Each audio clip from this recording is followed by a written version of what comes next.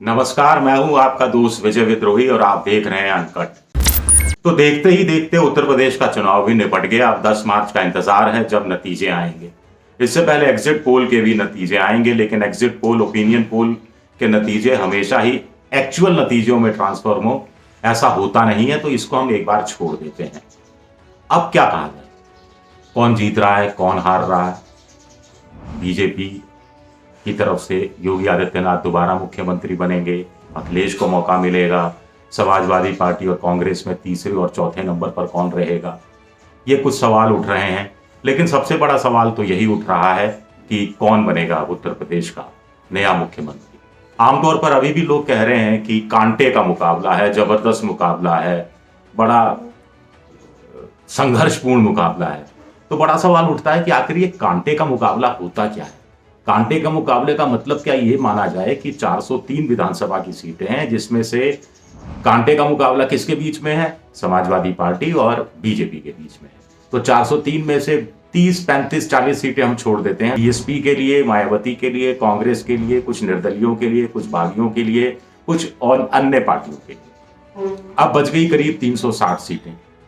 तो क्या कांटे के मुकाबले में ये माना जाए कि दोनों जो बड़ी पार्टियां हैं, दोनों गठबंधन है, बीजेपी और आरएलडी सपा का गठबंधन है, इसको 180 के आसपास सीटें मिल जाएंगी दोनों को?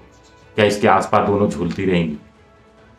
क्या ये मानकर चला जाए, या फिर ये मानकर चला जाए कि कांटे का मुकाबला है तो कोई एक 205, 208, 210 तक पहुंच जाएगा और कोई पीछे 150 के आसपास, 160 के आसपास अटक जाएगा? या कांटे का मुकाबला ये माना जाए कि वोट में तो ये कांटे का मुकाबला है। गौर से सुनिएगा, वोट में तो ये कांटों का मुकाबला है। एक एक वोट की लड़ाई हो रही है, एक एक सीट पर एक एक जाति के वोट की, उपजाति के वोट की, ओबीसी के वोट की, जाटव वोट की, यादव वोट की, मुस्लिम वोट की, सवर्ण वोट की, ब्राह्मण वोट की, मौर्य वोट की, कुशवाहा वोट की, कोयरी वोट की, पासी वोट की, निषाद वोट की, मल्हा वोट की, जाट वोट की। इनकी आपस में तो लड़ाई हो रही है, लेकिन ये सीटों में कितना कन्वर्ट होगा ये नहीं कहा जा सकता। यानी कांटे का मुकाबला वोट परसेंटेज को लेकर तो हो सकता है, लेकिन जब वो सीटों में कन्वर्ट होगी तो वो कांटे का मुकाबला नहीं रहेगा। एक पार्टी आराम से 225, 230, 240, हो सकता है 250 पार चली जाए, और दूसरी पार्टी इसके आधे में 100, 125 में सिमट कर रह जाए। ऐसा संभव है, ऐसा ही शायद होने वाला है, ये कहा जा रहा है मोटे तौर पर।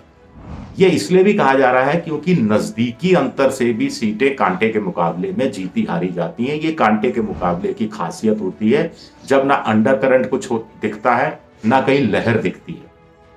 हो सकता है नतीजे आए तो आपको लगेगा अरे बीजेपी के पक्ष में लहर थी, हमें तो पता ही नहीं था। या फिर आपके अच्छा, समाजवादी पार्टी के पक्ष में एक अंडर करंट था, ये किसी को दिखाई ही नहीं दिया।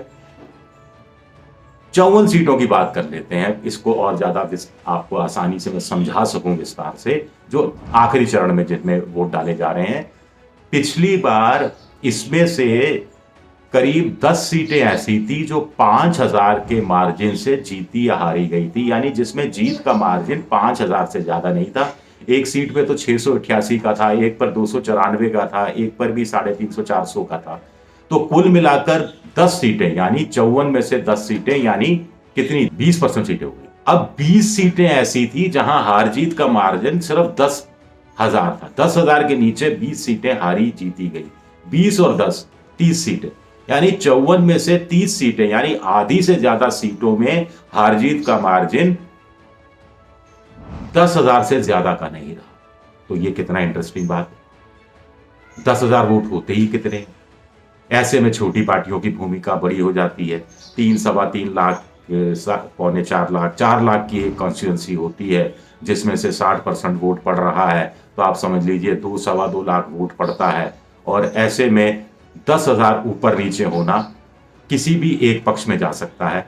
किसकी किस्मत अच्छी होगी, किसी के जातीय समीकरण अच्छे होंगे, सोशल इंजीनियरिंग बहुत अच्छी होगी, जिसका वोटर ज्यादा संख्या में निकलकर सामने आएगा, जिसका वोटर या कार्यकर्ता इतना उत्साही होगा कि खुद का वोट डाले और अपने पड़ोसी को भी समझा बुझाकर, बहला फुसलाकर, या जिसी भी तरीके से वो लेकर आए बूथ तक और उससे वोट डलवाए, क्या वो पार्टी फिर निकाल जाएगी?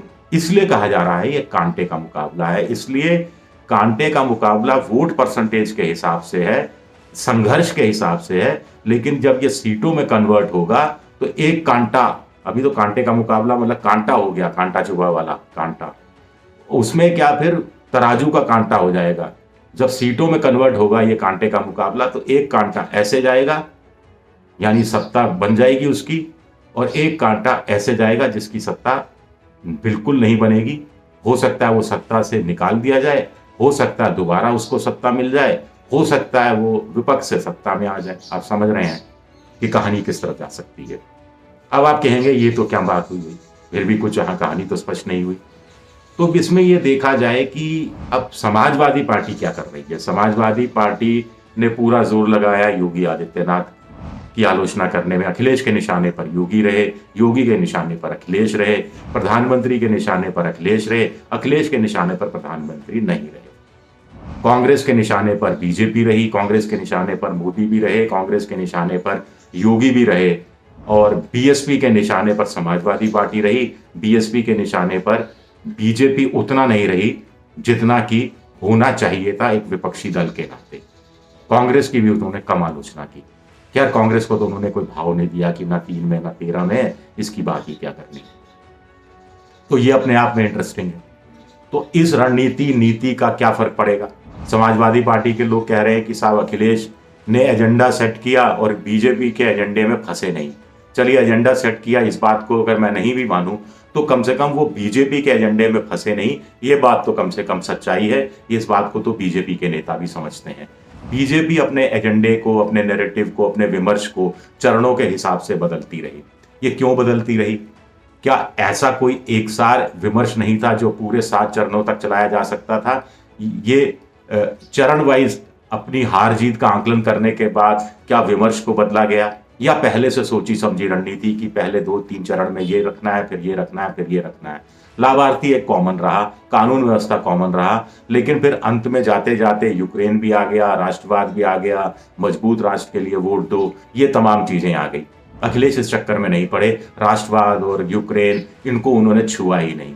वो बस बेरोजगारी की बात करते रहे, बाबा बुलडोजर की बात करते रहे, महंगाई की बात करते रहे, किसानों की बात करते रहे, और नौकरियां हम देंगे। और प्लस थोड़ा सा उनका, अखिलेश का ये रहा कि एक पॉजिटिव एटीट्यूड रहा, क्योंकि कोई भी चुनाव सत्तारूढ़ पार्टी को कोसते हुए नहीं लड़ा जा सकता, ना ही जीता जा सकता है। आपको एक अल्टरनेट भी देना पड़ेगा। नेगेटिव पॉलिटिक्स हमेशा अच्छी पॉलिटिक्स नहीं होती है। शायद अखिलेश की ये समझ में आया है, इसलिए वो आलोचना भी करते रहे, लेकिन आलोचना के साथ जोड़ते रहे कि हम सत्ता में आए तो पुरानी पेंशन स्कीम लागू करेंगे, हम सत्ता में आए तो किसानों के लिए ये करेंगे, 300 यूनिट बिजली फ्री देंगे, हम सत्ता में आए तो 11 लाख सरकारी पद जो खाली पड़े हुए हैं, पोस्ट खाली पड़ी है, उनको भरेंगे, हम सत्ता में आए तो जो सेना में नौकरी की जो भर्तियों पर रोक क्या, वो कोरोना के कारण उसमें एक तरह से रोक लगी हुई है, उसको खुलवाने की हम पूरी कोशिश करेंगे, ये उन्होंने कहा। बीजेपी यादव राज में गुंडा राज की बात करती रही जो 5 साल पहले का है। अपना विकास, अपने काम को लेकर उतनी बात बीजेपी ने नहीं की जितना मुझे लगता है कि उनको करनी चाहिए थी। हाँ, कानून व्यवस्था की बात कही। कानून व्यवस्था एक ऐसा मुद्दा है जो एक साथ 7 चरणों में चलता हुआ भी दिख रहा है, लेकिन फिर 5 किलो अनाज कोई विकास से आप जोड़कर नहीं देख सकते। ये गरीब का वोट पाने के लिए ठीक है, मैंने नमक खाया है, मेरा नमक खाया है, इस तरह की चीजें होती रही, वो अपनी जगह हैं, लेकिन 5 किलो अनाज को इस रूप में नहीं ले सकते कि ये पॉजिटिव सेंस में, यानी विकास के सेंस में नहीं है। ये कम से कम ये समझ सकते हैं, खासतौर से क्योंकि ये सिर्फ बीपीएल को मिल रहा है। जो गैर बीपीएल की नजर में फिर 5 किलो अनाज को वो किस रूप में लेंगे? उसके लिए किसी गरीब को 5 किलो अनाज दे दिया, वो वोट दे देगा, वो चलो ठीक है, लेकिन अगर कोई सवर्ण जाति का आदमी बेरोजगार है और उसका जो उम्र है वो पूरी हो रही है, ओवर एज हो रहा है, और सेना में वो दौड़ लगा रहा है, 4 साल से प्रैक्टिस कर रहा है, लेकिन भर्ती नहीं खुल रही, तो वो किस ढंग से रिएक्ट करेगा? फिर क्या कुछ लोग जो फेंस सिटर हैं, जिनको लगता है कि लाभ तो मिल रहा है, चलो कम से कम कुछ नहीं तो 5 किलो मुश्किल वक्त में अनाज मिल रहा है, या फिर यादव के टाइम का गुंडा राज लौट आएगा इसलिए बीजेपी को वोट दे देना चाहिए, तो बीजेपी के टारगेट पर फेंस सिटर रहा। क्या वो मानकर चल रहे थे कि उनका जो बेस वोट है वो तो उनके साथ आ ही जाएगा, जाति का जो उम्मीदवार है उसकी जाति का वोट भी आ जाएगा, सहयोगी दलों का वोट भी आ जाएगा, हमें अब हमें ध्यान देना है सिर्फ फेंसिटर पर। तो क्या सिर्फ फेंसिटर पर ध्यान देने की बीजेपी की क्या यही रणनीति थी? मुझे इसमें भी शक है कि ऐसी नहीं रही होगी, लेकिन अगर थी तो क्या यह रणनीति सही है? ये भी 10 मार्च को पता लगेगा। अखिलेश यादव की नीतियां भी कितना असर करती हैं, कितना, ये सब 10 मार्च को पता लगेगा। लेकिन मोटे तौर पर एक बार फिर जहां से शुरू किया वहीं खत्म करते हैं। कांटे का मुकाबला है, लेकिन ये वोट के लिहाज से कांटे का मुकाबला है। सीटें जब आएंगी, सीटों में ये वोट ट्रांसलेट होगा तो बहुत कुछ ऊपर नीचे हो जाएगा। ये आप तय करके मानिए। शुक्रिया आप सबका, बहुत बहुत शुक्रिया।